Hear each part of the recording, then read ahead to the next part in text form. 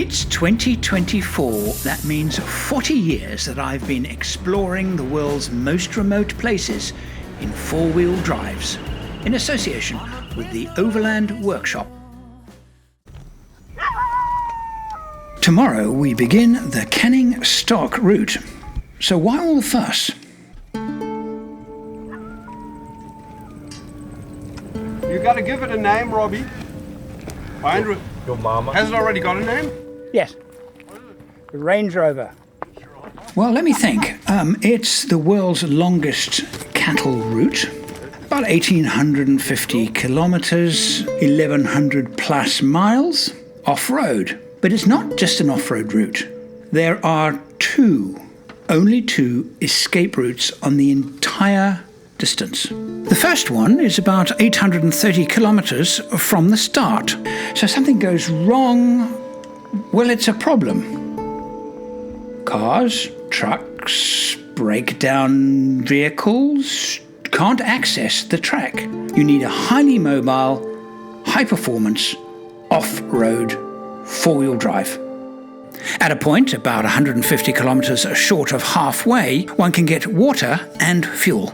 On the second bit, there is another escape route, but it's only about 150 kilometres, 2 days driving or so, from the halfway point. So the last section is 800 plus kilometres, again with no escape routes.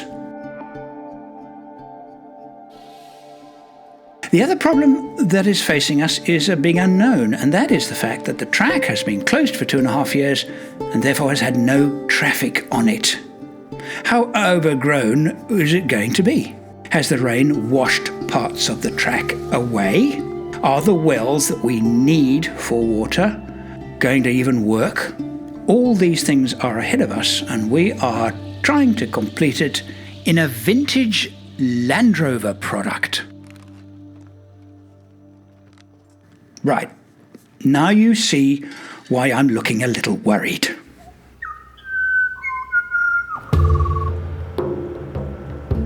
is the worst time of day for driving, especially into the sunset. I'll just take it easy. June 22 in Western Australia. I'm on the road for what should be an epic journey, and an epic test too, to drive a 46-year-old Range Rover on what is arguably Australia's longest and toughest off-road track, no less than 1,800 kilometres off-road. But to get to its start, we must drive for 4 days, 2,600 kilometres, and that's where you find us now. And the three vehicles that the Range Rover will be supporting on this epic journey are some old Hilux with some stuff bolted to the back, Nissan Triton, I think it is, and my fantastic Troopcarrier, the hero of the show, and we hope. And yesterday we had a good day, a little more than 800 kilometres. Today we're hoping a little more, if these lazy bastards get up. The people involved in this mad dash I'll introduce to you later. It's a long way to go. The other part of this adventure worth noting is that we have no camera crew. We are not backed up by a big broadcast organisation. In essence, we're on our own. And we're not off to a particularly good start. There's already something wrong with the Range Rover. Rob has a knock. I'm going to do a diagnostic drive. When we came in last night, there's some knocking sound. So I'm going to drive it, that section. It's corrugated and rough. I'm going to see that's real clunky. Let's see what we can do. Yeah. Rob will be the main driver of the Range Rover, although I plan to do a reasonable amount in it as well. This then is Rob Stokes. He was born about 15 miles from where the Range Rover was built. Yeah, it's the official t-shirt. Near Solihull, Birmingham, England. At the time it was built, he was being chased out of pubs for being too young. Rob described the Range Rover's rattle as a heavy clack. Tell me something, is this a banging? Is it a clack or is it a banging? Notwithstanding the noise and rattling of the tank, there is something wrong.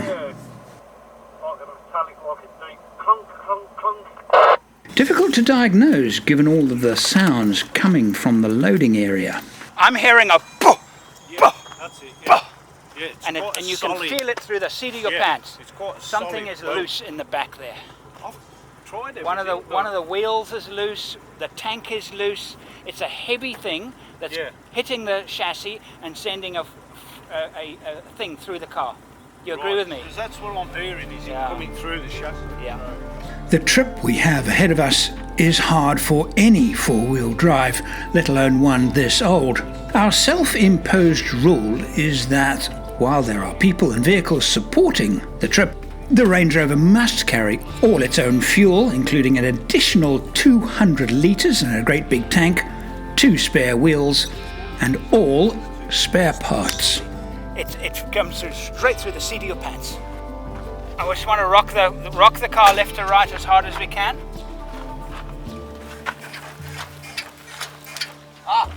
Stop. The shocky is loose and about to come off. What? See that there? The bottom bolt of the shocky. Do it again. Yeah, we've lost the bottom bolt of the shock absorber. Yeah. Okay, stop. Oh, it's good that we did not drive the track out. This is John Graber. It's missing screw or bolt. Nut. It's good that you know the technical terms. He's driving that Mitsubishi Nissan thing. And apart from not knowing the difference between a bolt and a nut, he's German. And that's a worry because... And it looked like the nut had fallen off, but what happened is the nut is still on there. This is Heiner Washer missing that compresses the rubber. And we found the nut inside the rubber with a lot of movement. This would have been quite a big damage, I think, after a while. Especially on corrugations, but yeah. Now we can try to fix it. Johnny, have you got some spanners for me? I sure do. And he's German too. And this worries me only a little bit, actually more than the Range Rover's condition. So Andrew, did you do a bolt and nut check before you left with the car? We did thousands of checks before I left the car. But I think that particular shock absorber is one thing that we didn't check. Does look a bit like it. Scares me to death. It scares me because we've only done about 12 kilometres of gravel, but these German folk have absolutely no faith in British engineering. I don't have any faith in it either. That's why we're both driving Japanese four-wheel drives. But I'm sure that won't stop them from picking holes in it. So Rob and I must make sure that we stick to the facts. This doubles up as an anti-50s voice. Early Range Rovers had a very, very nice drop-down tailgate and a very, very horrible upper tailgate that doesn't stay closed on lumpy roads. They never did, and this one isn't, so it's behaving just like a brand new car. There were actually plans not to drive it up to Broome and actually have it trucked up to Broome and then travel from Broome down, but it was actually a good idea that we drove it up here because we can identify problems now. We know what the vehicle's doing, we know how it sounds, etc. So when a sound like this, oh, that's abnormal, we can act upon it, which is what has happened here. End of day 3 driving. We've got about, I guess, 80 k's to a designated campsite on this road. We have heard a number of reports that parts of the Canning are underwater. When we get to Halls Creek, we will speak to the locals. We'll also speak to some people down in the southern part and try and get an update on the track. We are particularly worried about the southern section because they've had a number of storms and apparently it's underwater. Well, we'll see what happens as we go. This is Broome on the north coast, the largest town closest to the start of the route, therefore the place where we'll get the cheapest fuel. That's 197. That's on the separate tank inside. Can't squeeze in more. We'll fill up all our tanks, including our extra jerry cans. I'm carrying one in the back of the Troopcarrier. I want to see you spill that. I know you do. I know you do. Should be close, it's 20 liters. Oh, it's the big moment. Ooh. Well done. Yeah. You wouldn't expect that with a man your age, no dribbling. This is the theme of this film. No dribbling? No, not dribbling. Because you're dribbling a lot. Oh, it's down to B now. Okay. All right, this is probably the biggest fill-up of the trip. You nearly tripped over. The next big fill-up will be Halls Creek. Will be a top-up, not a fill-up, but then we'll have a similar kind of fuel fill-up at camaraderie, which is well 33 in the middle of the canyon. So we've got to do this twice. But earlier this afternoon, the Range Rover developed another fault that we need to attend to. Today, around lunchtime, the water temperature gauge stopped working. But the oil temperature is showing high temperature, but without having a water temperature gauge working properly, it's difficult for us to. The water temperature seems to be alright. I think the water temperature is alright, but yeah, I mean, and the sensor's alright as well. I've been measuring, so the resistance goes up slowly, yes, which it should, because exactly. now it's getting colder Exactly. and colder, so the Yes. resistance is going up. That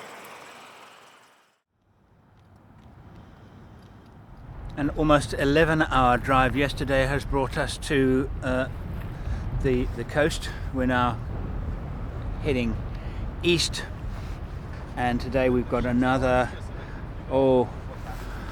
another 10-hour driving day. Something close to 1,200 kilometers still to go before we start the Canning Stock route. And luckily the route there will take us through a part of Australia that is particularly scenically beautiful, the Kimberley. We're going to wild camp and we have to find somewhere to do that. So I've been charged with finding the campsite for the night. And I know exactly where I'm going to go. Actually, I don't know exactly where I'm going to go, but I think in amongst those trees with that backdrop will be fabulous and flat.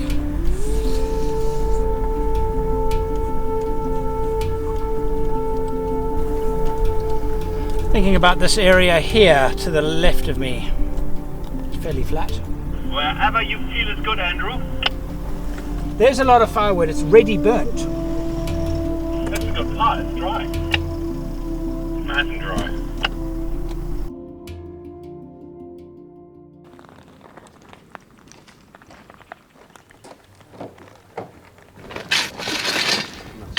First of all, I need to go use my pen. Yeah. yeah, because you were about to show me something. What have you got in your hand, Andrew? The other way around? Anyone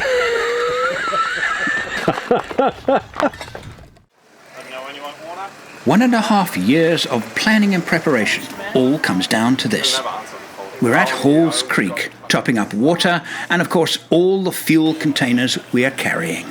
So far I've used about, oh God, here he comes. Oh, Let me know when you want to cut it off. Yeah. it's coming. Still coming. I'm not saying anything. How's the plumbing, Andrew? Okay. Okay, water's off. You want more water? How's the plumbing? Any dribbles? None. See, none at all. Bloody hell, well done. I absolutely live for this. The sun is heading towards the horizon. We've got a campsite to find. We're in the middle of the bush. Nobody else around except my mates. Life doesn't really get much better than this. Finally, we've done it. We are on the Canning Stock route in our attempt to cross the world's longest cattle route and to take a 46-year-old Range Rover to decide, have modern four-wheel drives got any better? That Range Rover is like 100 loose rivets flying in close formation. Are they the same? Or are they worse?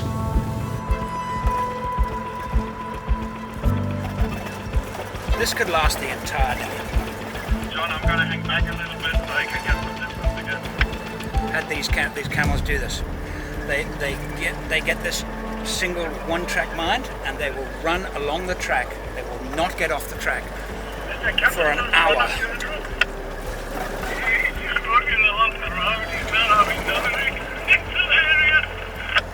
This is what they do. We could actually get to well 33 and he could still be in front of us. Camels can actually die from exhaustion, so it's actually important that I force him to leave the track.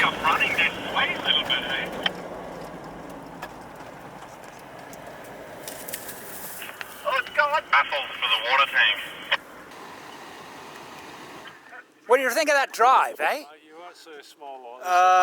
That's a oh, this is so good. It's so good. That bit, Yeah. it's memories. Oh, that no. bit where the camera, I was fiddling trying to get it set up. I couldn't get the recorder on because it looked absolutely brilliant from back here. Time for some drawvorce. A nice cold coat. Due to COVID travel restrictions, the route has been closed for over 2 years and is actually about to reopen officially. And while we do have written permission to do it, even so, a question remained. How would the locals welcome us? Outside the closed town of Bilaluna, we stopped, and to our delight, we were greeted by a local elder. We didn't film it. I didn't want to impose. How good is that? Yeah, it's such a vindication that we should be here. The local people welcoming us, smiles across their faces. Welcome. This is my land. This is just pride, and you are welcome. Perfect timing. Not only did he welcome us, but suggested a campsite about 20 kilometers away at Stretch Lagoon. To get there, we'd need to pass through the last of the huge cattle stations crossing the route. From here, 800 kilometers or so, until we see signs of human habitation again.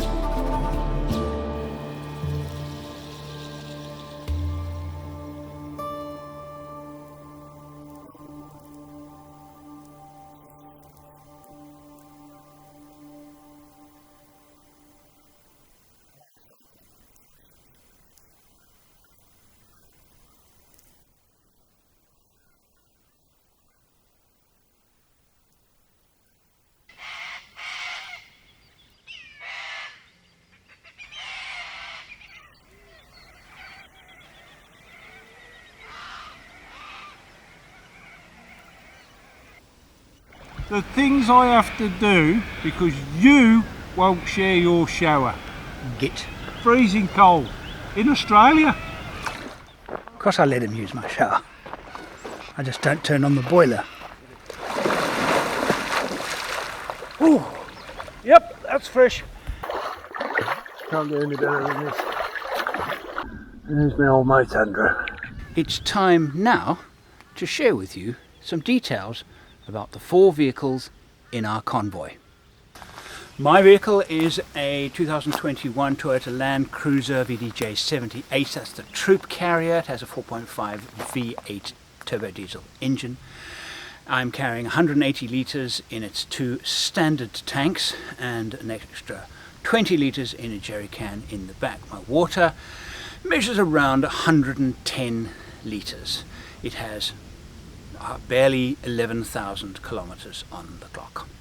I'm driving a 2014 Toyota Hilux SR with a 3-liter turbo diesel engine, a 5-speed automatic gearbox. I've got about 210,000 kilometers on the clock now.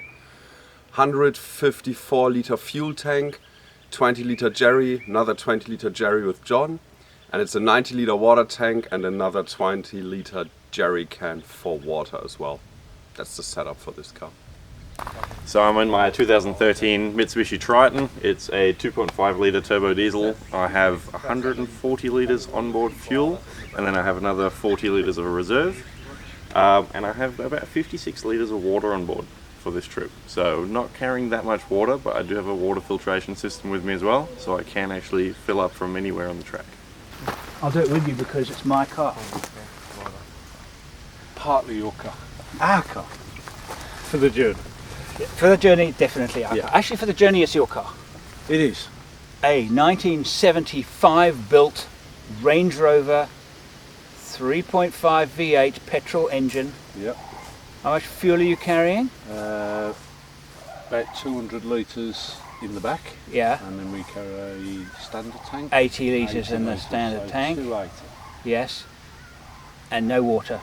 No. I'm carrying your water, Yep. but this is carrying a lot of spare parts. Well, every spare part. Far we more Yeah. than would be for even a normal trip in Yeah. a normal vehicle. Yeah. We've got a lot of spares. We've even got a radiator.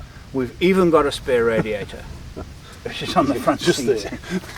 To put it briefly, we have 1,850 plus kilometres of wilderness. And when I say wilderness, I'm really talking about wilderness in the true sense of the word.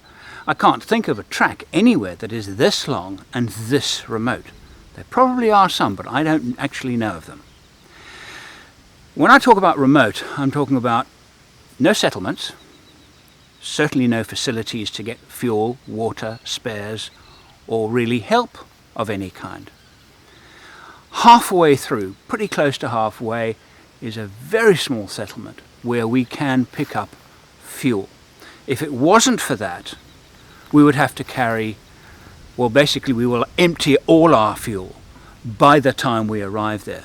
So we are all running on the edge of our fuel range ability. We've been basically tracking the fuel consumption of all 4 vehicles on the drive up here, and as kind of expected, Triton's best on fuel at the moment. Hilux is coming in second with 12.5 litres, and then out of the both V8s, they're both the same at 15 litres per 100. The canning stock route is not really a vehicle breaker, but it does test them to the limit, but it is definitely a trailer breaker. It has broken vehicles and it will break trailers. That's why we didn't even consider pulling trailers. And of all of the challenges that we have today, I see there are 2 main challenges.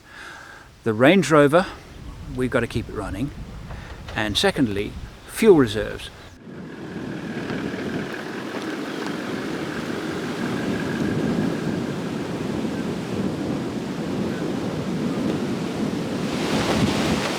I don't know how you survived for so long.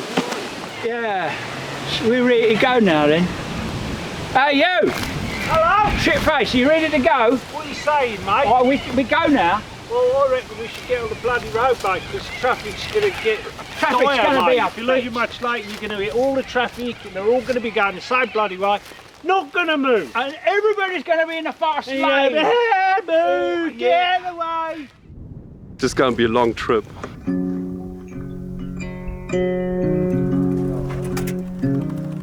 Not a vehicle breaker, you say?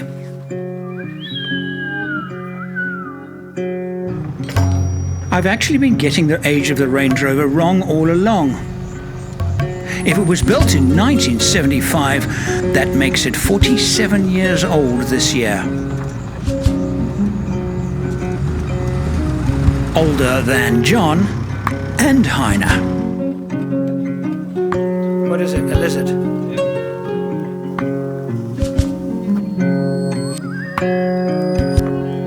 It's a Toyota Prado 150. In 2017, it was a newly burnt wreck, now rusted through.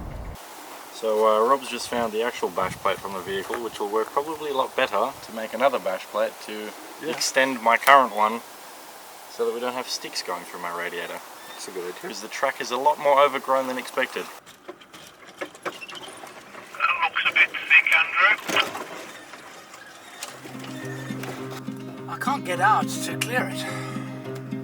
Hold on, I'll see if I can come through.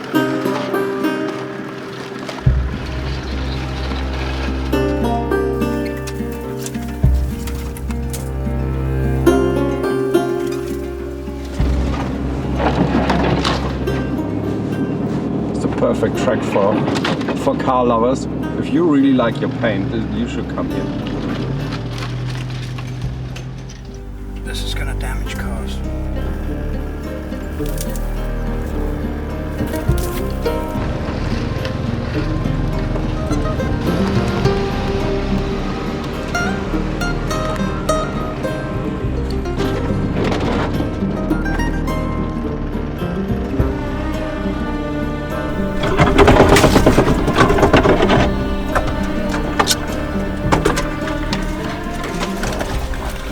I don't remember this. The bush is so thick. I remember a little bit of this at the southern portion of the track, but not in the dune fields, which means that we can expect this kind of driving for the next 3 or 4 days. Oh, look.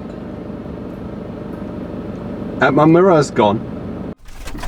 Well, I have to clean out my airbox tonight. There'll be so many leaves that got sucked in through the snorkel.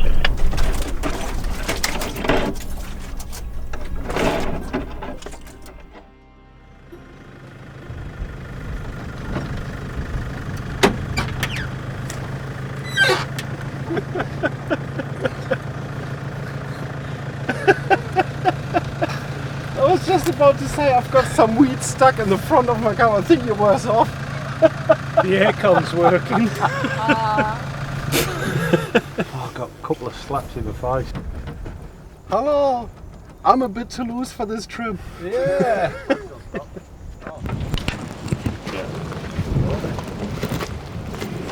So what's he saying? Go through or not?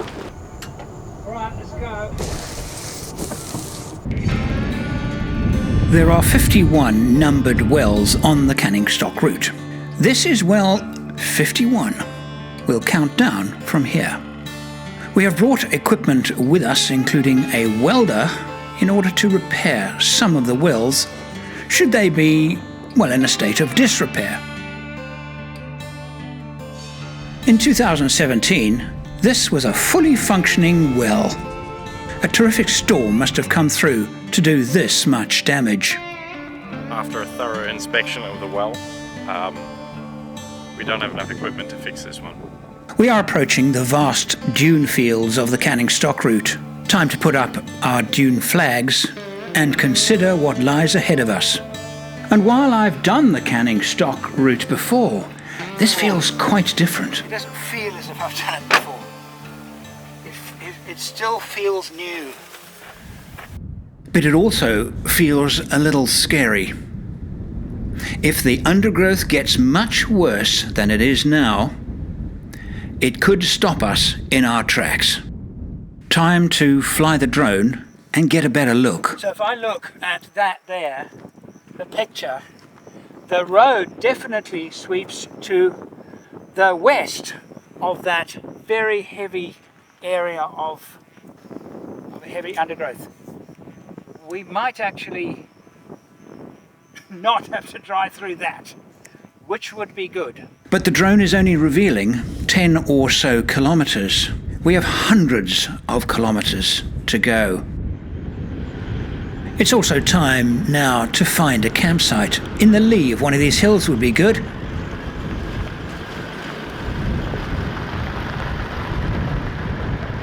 We found a nice hill. Nice views and everything. But the clearing is not in the lee of the hill. Oh well, can't have everything. What did you say? It's just full of surprises, isn't it? Today? All that we've come through. There's nothing on the side of the road. No, that would be And like then 3 hours of nothing to camp. just bang. Middle of nowhere. Yeah. Perfect campsite. Right at 4 o'clock. It was even on time, yeah. Yeah, even on time. Andrew. Yeah. When we get to well 3, is that where the police are hanging out to move people on? Well, 3. Yeah. Where the police hang around, isn't it? Yeah. What? Well. What's going on here then? That is low even for Oh you. no, that is low even for you. It works. Even for you. Heiner was right. It's going to be a long trip. I want to walk somewhere to take a picture of our camp. I like to do every morning. I like to just go somewhere and take a picture of a camp. The trouble is that Spinifex is so prickly.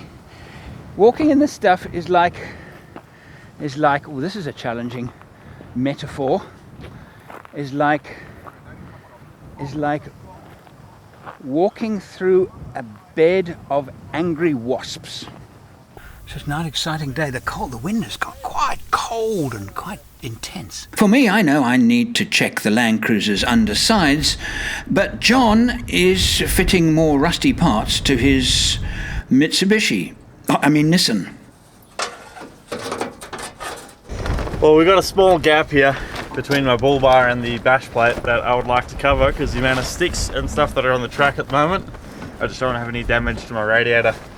So we found a bash plate from the burnt out wreck that fits, so I'm gonna make it retrofit it to make it work. You mad impulsive boy.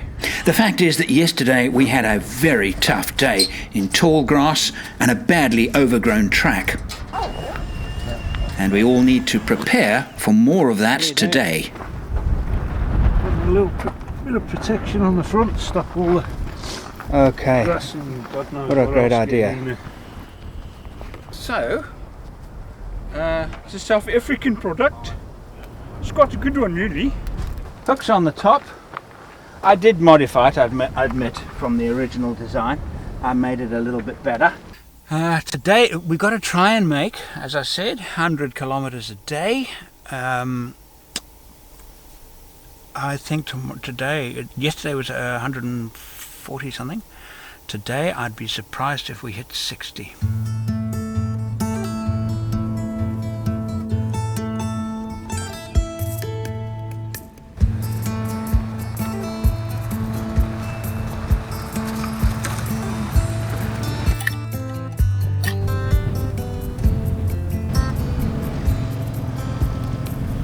Sometimes it's so important just to stop and take in your surroundings. Look at this place. Absolutely brilliant, so beautiful and incredibly remote. And the track is becoming more and more difficult to follow because people will just haven't driven it for so long, adding to the challenge. This morning the challenge has been grass. Enough of it collects around the exhaust pipe and the vehicle can catch fire. So I've got the DPF there and an area just behind it where the grass is impacting. And if that thing goes off with that grass there, I've got to keep an eye on that. That's not good. I've got some more number. Clearing the undersides of our vehicle is probably going to become a regular ritual on this trip. Andrew's all given us one of these, so if we do have a fire underneath the vehicle, we can put it out quickly without having to use our fire extinguishers. The fact is, in a grass fire, a fire extinguisher will put it out, but the trouble is once the fire goes out, it'll reignite because you've still got the source of ignition, i.e. the heat of the exhaust and the grass. So the idea behind this is that you can climb underneath the vehicle and squirt up underneath the vehicle, and it'll cool it down. Because it'll cool it down, it'll actually put the fire out. So it's actually more effective than a traditional fire extinguisher. And I've got mine in my front. I know everybody's got theirs in a place in their cars. They're very, very easy to access very, very quickly. That's the point of them. So you can act extremely quickly. I think it's a very, very nice safety thing. And it's good for a shower too. If you wanted a quick shower, you put the nozzle on spray and you have a nice...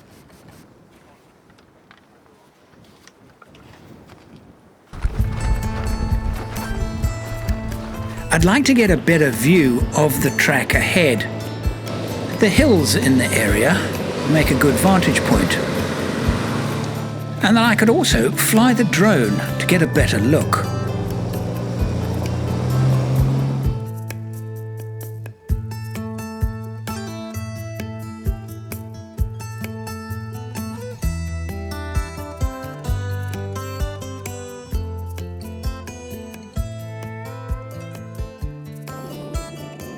just occurred to me why. We've done basically 9 months of planning for this trip. Water, fuel, spares, what you're going to get done on your cars, even down to clothes, medical supplies, food, everything. And even now, we're going through sections, we're having to question, are we going to have enough fuel? We've definitely got enough water, you know, and food and that kind of thing, but because there's been so few people down on this track, we're having to really calculate fuel and everything, and make sure we can make it to 12:33. So at some point later today, I would have thought, when the fuels are getting down a bit, that's when we have to make the call. At the moment, we're running through some really relative flat ground, open plains, but we have been hitting some really overgrown, tough to push through. You know, Andrew's taking the lead and his car's getting a battery as well, they all are. But yeah, it's just made me appreciate just how much planning you have to do before you do one of these. Just once in a lifetime trips, I suppose. It certainly is for me anyway. Beautiful. So we've come across a really tight spot now. Andrew's going ahead, he's pushing through.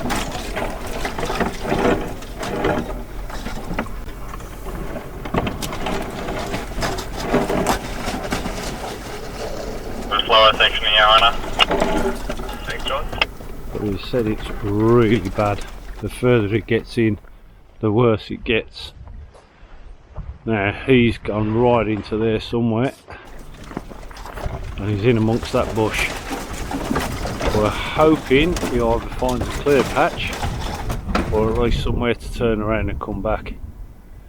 I'll do a report on how many kilometres we've done today.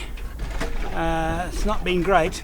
It hasn't been bad, but not terrible. And we've hit the dune fields, these amazing dune fields, and these are such fun to drive.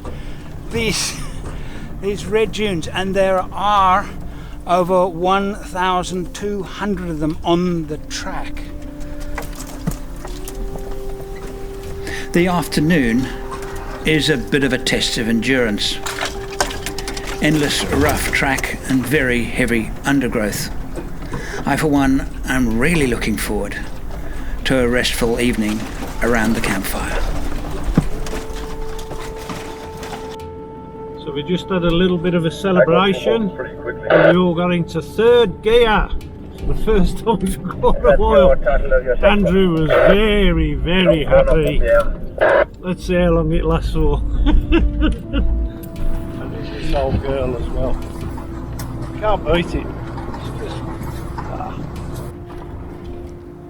I can just see you probably can't see it, the dune flag down there, and it hasn't moved in 10 minutes. So they're sitting struggling in that little spot. It's really, really rough, and an enormous hole in the road, and the bush is just insane. It's so tight.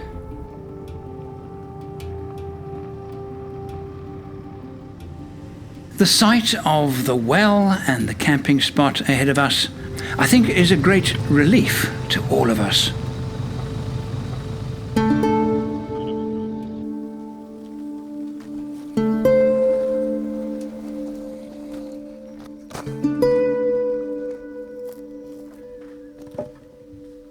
This is Well 43, not only known for its beautiful trees,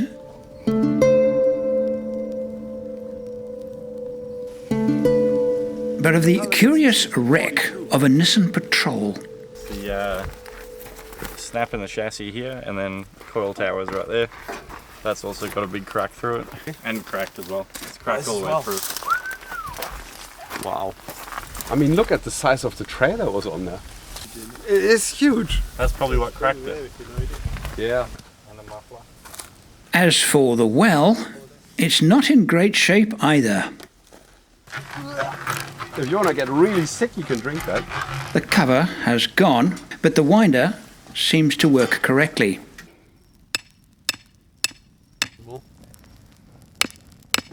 We did 88 kilometers today, which for the kind of driving we did, I'm very pleased with. Honestly, thinking about it, I was reckoning 50 to 60 tops.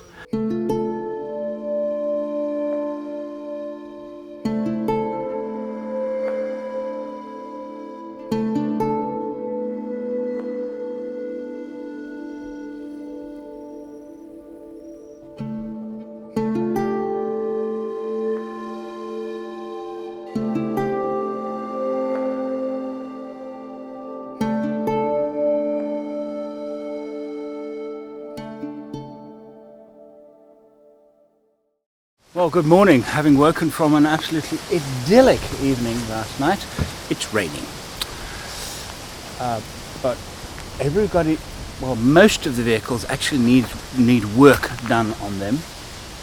Let's see what needs to be done. So what work do you need to do on your car this morning? Just put a clip around the CV boot. One of the clips has come off. All right, John, work needed on your vehicle, all done? Well, we did the bash plate at the front yesterday, which was very helpful, and then I've still got another bash plate underneath the car that's holding my gearbox, and wedged a stick under it because it's rattling a little bit. What's the work you need to do, Rob? Nothing. Zilch. Heiner, Yeah, Robbie. what you doing? My CV boot clamp has disintegrated. Oops. After I put the other suspension in, that has happened twice before. And we thought we got on top of it by changing the lower control arms, but for some reason that little clip has come off again, which is an absolute pain in the ass, because now I don't have any other ones, and there's not enough clearance in here to put a hose clamp around it. Forgot safety feature. These don't get stolen.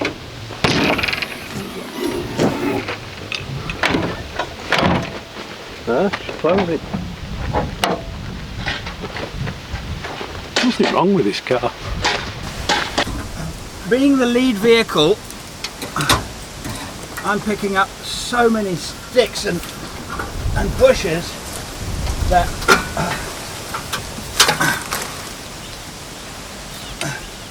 oh wow, an enormous eagle has made a nest under my car overnight.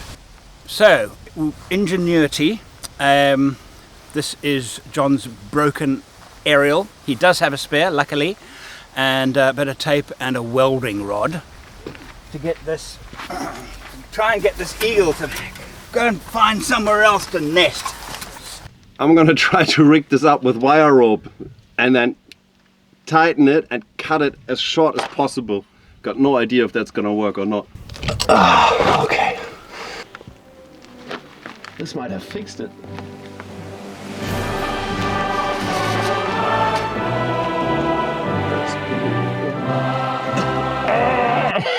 Good job, Heiner. Such a good position to work in. And this is my latest modification to my Hilux. If you hit bushes hard enough with your mirror, you can then take the mirror off and you can take it as a cup holder. Time to refuel the car. Pump ready. Heiner's doing my switch for me. Got my outlet over there for the breather. I'll open that up, and then when we've finished all that, do a bit of dusting. Dusting? Yeah. Why? It's to make room for more dust. Oh. Shit, it's falling apart, Andrew. You see, Heiner has to resort to terrorist tactics to make the Range Rover look bad. Perfect. Just like new. Okay, safety first. Got my fire extinguisher ready. Safety cordon around the danger area. And we don't want Joe Bloggs coming in, so make sure that they can see the warning beacon. And we should be safe to refuel. John built us a special tank for the project. a 200-litre stainless steel baffled tank that is strapped into the back of the Range Rover. And this is the very first time we are decanting from it. Yep, we have fuel. This gives me a warm fuzzy, this does. All the planning actually comes down to this. Getting the Range Rover to carry enough fuel for the entire trip. We talked about jerry cans, we talked about different ways to keep it safe. That tank's not moved, nothing. There's a lot of dirt we accumulated through the snorkel. Not too much dribbling for its age. A bit of work needs to be done in here. I need a brush.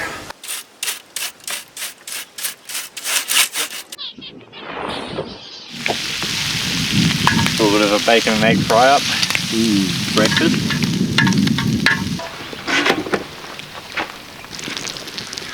Bacon and eggs for breakfast. Andrew, did you cook something? Yeah, cooked toast. Yeah, I cooked toast. Look at that. Are we ready to eat, Andrew? Stay seated, please. Stay seated. Breakfast, sir? I say yes, and bring it right here. Would you like it on the table or your lap? Oh, lap. Where there's no table. One moment. I wish I hadn't said lap. There you go, sir. I say jolly decent of you. Hope that suits you, sir. And cutlery. Thank you, sir.